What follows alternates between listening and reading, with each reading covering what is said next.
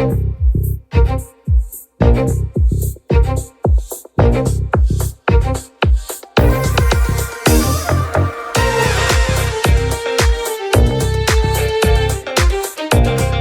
to Super Entrepreneurs Podcast. Today we have with us Renee Rhinehart. How are you, Renee? I'm good. Good morning to you.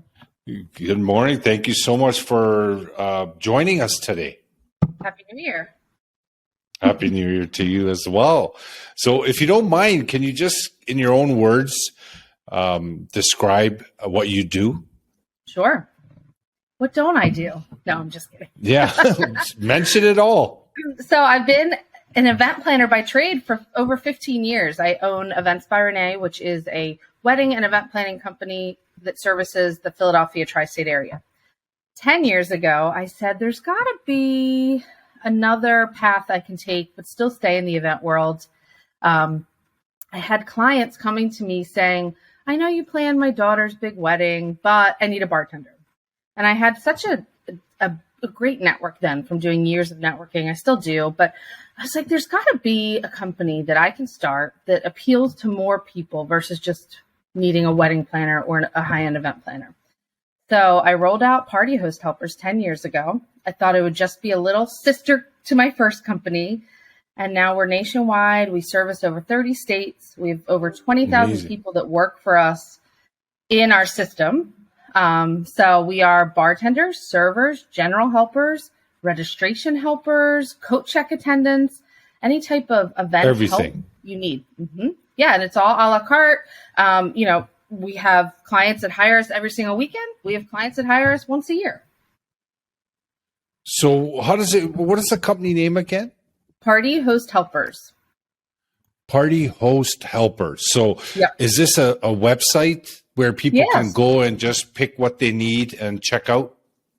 Yeah, so they choose what they need. They enter their event details and they say, we need a bartender or a server. They provide details.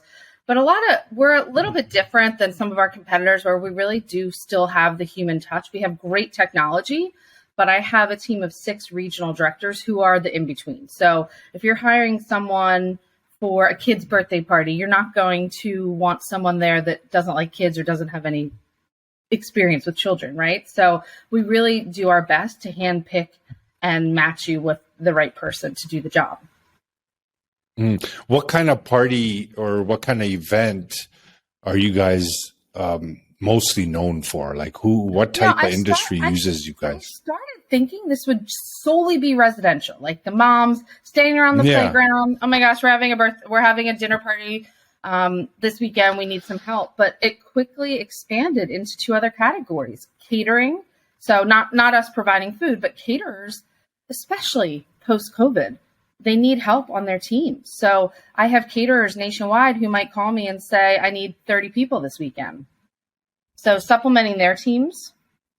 And then the corporate business. I mean, we're at festivals. We service a lot of great universities on the East Coast, especially where they might be having, president's dinners or high-end alumni events, and they can't necessarily use their cafeteria staff. They want a different level of service, or their cafeteria staff, they have 10 call outs that week and they need some supplemental staff. So it's really across the board. Obviously, we're coming off of a big holiday season where we were able to help a lot of our residential clients, which I love hearing that. I love hearing from grandmothers and parents saying, oh, we actually could enjoy our holidays because we had someone that helped with the dishes and put everything away. And we woke up to a beautiful, clean kitchen thanks to your staff. Amazing. So just to dumb it down for the audience and myself, basically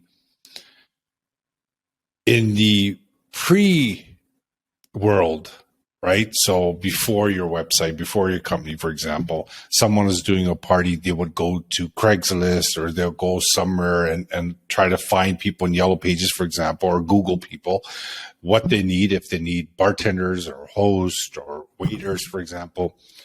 And they'll find someone, call people up, they'll come for their event, right? And they don't know who they're bringing in. They have no idea what's the background, all that kind of stuff. In your world now, basically, they just go to one place, they sign up for free, I assume. And then they go in, and then once they find what they need through the services that you offer, they basically, if they want to talk to someone, they can talk to someone from your team. If they don't want to talk to anyone, you guys do the vetting and provide them with the right people at the right time during their event. They just show up to the event. Is it that simple? Yeah, we provide a quote. So, all the billing and paying is done through our company, and the helper shows up. They get the picture of the helper leading up to the event. They get the information if they want to reach out, but many times it's just, they see what the person looks like, they show up, they do their job. That's awesome. So how did you like think of creating a platform that has everything, where someone can just go in a la carte and find what they want and just make the selection and check out? Was there a story behind this? Yeah, I feel like a lot of people know event planners, but there wasn't a big company like this. And we do have competitors, especially over the last 10 years. And sometimes our biggest competitors are someone hiring their neighbor up the street, the high school kid, to pour drinks, Yeah. Or using a mom and pop company that's like ours. So I think Party Host Helpers is different, where we have such the variety of staff to choose from. We're professional. Our technology is great. And for me, the idea of running a company that scaled so quickly via like a spreadsheet, like I started the first couple months, luckily I had the first company and had a little bit of capital. So I was able to invest in Party Host Helpers when I started to create a nice website, to get the back end technology that we needed. And we have a SaaS platform now, which is great. And I don't know what we would have done without it. And I was actually talking to my team yesterday about this. We're so lucky with technology. We're such a technology-based company, and all the changes and improvements, we use lots of different formats and platforms, and it's how we could scale this. If I didn't have technology, I would not have been able to scale like this. Yeah, technology is wonderful, especially when it works. But creating, we've been through years where it doesn't work too. So, we know. Yeah, it makes you could definitely scale with technology, right? So this is wonderful. Yeah. Can you let us know, like, as growing up as a child or growing up in school, for example, did you always have a drive for entrepreneurship? So I don't know if it was a drive for entrepreneurship back then. I think it was a drive I had passion, and it took me a while to figure out where it needed to go, right? Like, what was my passion about? In theater, in high school, I did theater. I really liked the idea of leading up to the performance, for practicing, making it a beautiful production, which to me is kind of like event planning. I didn't realize it then, but I love the lead up and the planning, and then it's over and you're like, oh man, but then I'm on to the next thing. So I studied public relations and communications in college. And back then, I'm not that old, but I'm 41. So my eyes weren't open then to hospitality programs at large universities. I went to a small liberal arts school. So there weren't a lot of learning about event planning opportunities in front of me. So I got internships so I could learn more about events. We live outside of Philadelphia, so the biggest mall on the East Coast is the King of Prussia Mall. So I got an internship there, and I helped them doing events, and I worked at different charities, and I just sort of immersed myself in anything events related. And I think what happened was I kind of just, I was hitting my head at my first job out of college. There wasn't much more I could do. I knew I wanted to do something on my own. And I'm trying to remember back then, it was like 2007. I think just the idea of doing this myself. I think 2007 was when more women empowerment movements were starting. I never felt, and I still don't feel, that I don't have the same opportunities in my industry. But I think, I was seeing more women starting companies, and I had a few friends that were entrepreneurs that were males, and I saw the flexibility and the excitement that they had. And I think that I got bit by that bug a little bit. And I said, well, I can just do this myself. So I started Events by Renee with a friend. Since then, obviously, we've split. It was just our own companies, but the recession hit in 2008. So I had 1 year of business under my belt, and then the recession hit. So I think that's when I really put myself in high gear to be an entrepreneur, because I'm like, all right, this is really what I want. Because I was so upset when I had to go back to babysitting, working public relations jobs, finding more stability. But I always knew that I would get here. I just had to realize that it took patience and time. So I did what I had to do to keep food on the table, to keep money coming in. I was a single woman, trying to make ends meet. But, I'd be in the parking lot of my day job talking to my brides that I was working with that weekend. So I think that once I figured out what I wanted, there was no stopping me there. I don't know if there was a turning point when I decided to be an entrepreneur. I think it was more about wanting to be flexible with my life, knowing I wanted to eventually be a mom and have, the flexibility of taking her to story time or going on a class trip. We're not there yet, but Yeah, no, Renee, it's the time and money freedom, that gets everyone into the entrepreneurship, or most of us, or our aversion sometimes to being told what to do. Sorry? Or just our aversion to being told what to do. Exactly. But then we have a lot more people telling us what to do when it comes to customers, right? So yeah, that's true. You're working for them. So yeah, exactly. And it's great that you took this leap and you continued to push yourself towards making this a success, because the more people we have doing entrepreneurship, the better it is. We just love the fact that you coming up with creativity and bringing that creativity to the world, right? So it's very important, especially the people that are doing this, the people that are actually taking the risk and taking the steps. It's it's a different type of breed, I think, when it comes to entrepreneurship. But when you were actually running this business and you saw, that you were expanding, was there anything specific that you were doing when you were expanding the business and making it grow into different states? Anything that can help our audience with your journey that could help them? Yes, absolutely. So I think it was a big turning point for me when I started Party Host Helpers, because you have to remember, I was 8 years trying to grow Events by Renee. 8 years of having jobs, babysitting, but still running my company. And I want entrepreneurs to know that it's not going to happen overnight unless you're super lucky. And it takes time, it takes networking, it takes grit. So be patient with the process. And I was for 8 years.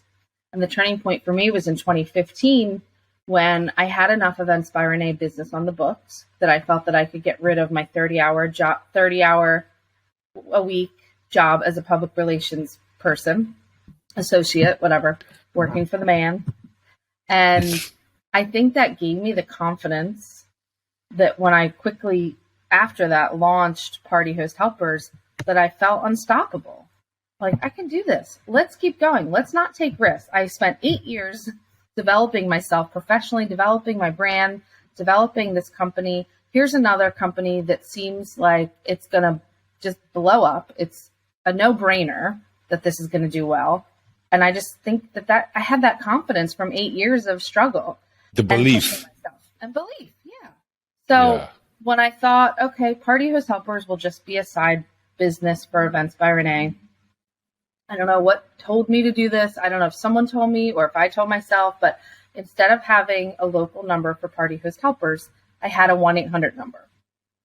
Well, 2 months into starting Party Host Helpers, we got a call from a client in Los Angeles because they got our name.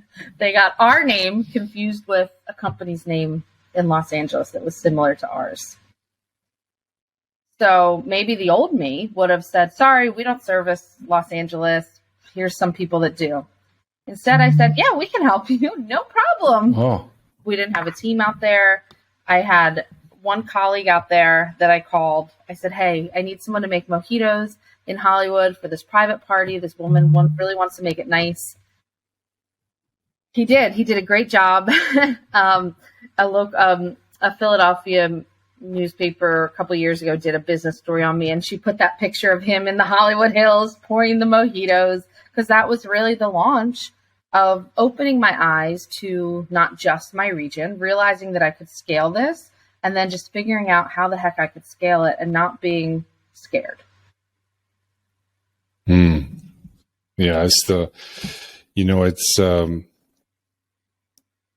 something happened within when you got that contact, right? And we there's that moment where you went ahead and you actually said, you know what, let's just figure this out, instead of saying, hey, you know what, I'm not available in your local area, right? So exactly, there's something that happened and made a huge difference, didn't it, to your business? Yes, it did. And I'll remember where I was. I was in Texas. I was working for Events by Renee, but it was a corporate gig that I was helping with registration for pharmaceutical meetings that week. I was sitting in my hotel room at the Westin in Dallas, and the call came through, and I was like, all right, I can do it. Let's do it.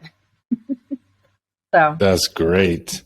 And since then, it just kept expanding in different, did you actually start promoting in different states then from that point on? Back then, the marketing that I did was very natural. The biggest decisions that I had to make were, where do I want to hire a regional director to manage territories? And really, the customers told me where they wanted party host helpers. We opened up, we kept adding SEO to our website. It's just that we don't have a lot of competitors like us, or we didn't back then. And calls and emails were naturally coming in for business. I mean, I get Canadian inquiries all the time, and I have to say, we're not in Canada. But, I never thought we'd do business in Seattle, Portland. I've never even been to Portland, but I knew someone who lived there who wanted to help me launch it. She jumped in and launched it.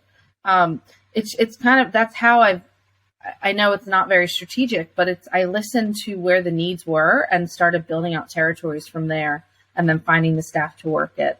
And then our biggest cities right now that we focus a lot of time on marketing and where I have people on the ground are obviously the Philadelphia tri-state area, obviously the New York City metro area, which includes the Hamptons, North Jersey, Chicago, LA, DC, Arizona. So the big cities are definitely where a lot of our business is, but we have events in places like Ohio, and we just did our first event in Hawaii a couple weeks ago. Nice. So, yeah. So did you find, like, during this entire journey with the company, were you dealing with a lot of doubt, or were you with a lot of faith? Like, did you feel within that, you know what, I got this, Renee, like I'm doing this. Like, you got little hiccups here and there, but did it derail you? Like, can you give us a picture of what was going on in your inner world? I think that it happened so quickly that I didn't have time to be scared. I think that I was good. So you had faith. Yeah, I had faith, and I was pleasantly surprised by the numbers and the business and how it was unfolding, that I didn't think negatively at all. So, yeah, of course, we have perfect. hiccups now. I mean, 10 years, right? Yeah. We're going to have hiccups. Yeah. It's like, what's going to happen this week? But it's really, and I tell my team this too, it's about how we handle the hiccups, and it's about how we make them right. Being in a customer-facing business is not always rainbows and sunshine, especially when you have 20,000 people working under you. Yeah, that's excellent. That's a huge number. And I definitely have to congratulate you on reaching the heights that you reached. Thank you. For me, that was the biggest switch, in the business world, from when I actually believed in something and had faith and did the work, and when I doubted and worried and I did the work. There was a huge difference in results. So that's why I wanted to kind of get in there and find out more about you and what was going on, right? So that's great. Thank you so much for sharing. Yeah. Would you mind kind of sharing with us what your innermost superpower is that got you to this point? Sure. I think my people skills.